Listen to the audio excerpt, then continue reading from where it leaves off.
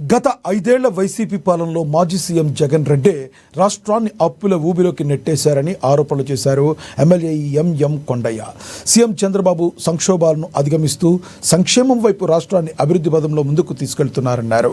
చీరాల నియోజకవర్గంలో ఎన్టీఆర్ భరోసా పింఛన్ల పంపిణీ కార్యక్రమంలో ఎమ్మెల్యే కొండయ్య పాల్గొన్నారు. సచివాలయ సిబ్బందితో కలిసి ఇంటింటికి వెళ్లి లబ్ధిదారులకు పింఛన్ అందించారు. రేపు నూతన సంవత్సరం ప్రారంభం కావడంతో ఒకరోజు ముందుగానే పింఛన్లు పంపిణీ చేయడంతో లబ్ధిదారులు సీఎం చంద్రబాబుకు ఎమ్మెల్యే కొండయ్యకు కృతజ్ఞతలు తెలుపుకుంటున్నారు. చీరాల నియోజకవర్గంలో 30,000 పైచిలకు లబ్ధిదారులకు 12,79,00,000 రూపాయల పింఛన్ సొమ్మును అందజేస్తున్నామని ఎమ్మెల్యే కొండయ్య తెలిపారు.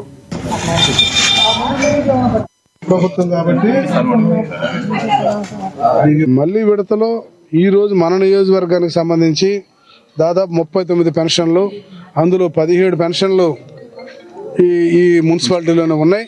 ఇవన్నీ కూడా కొత్త పెన్షన్స్ మళ్ళీ రావడం జరిగింది.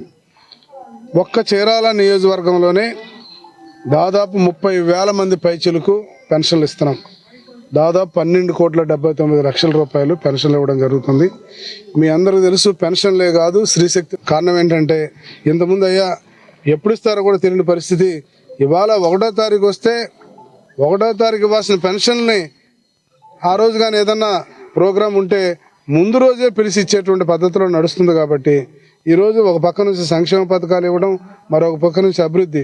ఇప్పుడు అడుగుతున్నారు, ఏ వార్డులోకి వెళ్ళినా మాకు రోడ్డు వేయండి, మాకు కాలువ వేయండి, లేకపోతే మాకు మంచినీళ్ళు ఇవ్వండి అని అడుగుతున్నారు. గతం 5 ఏళ్ళు ఎవరినన్నా ఏ నాయకుడినన్నా చీరాల నియోజకవర్గంలో అడిగినట్టుందా? అడిగే ధైర్యం ఉందా? ప్రజలు ముందుకు వచ్చి మాకు ఈ పని కావాలని 5 ఏళ్ళలో ఎక్కడన్నా అడిగారా? మీ సాక్ష్యంగా నేను అడుగుతున్నా. ప్రతివాడు భయంతోనే వణికి. మళ్ళీ విడతలో ఈరోజు మన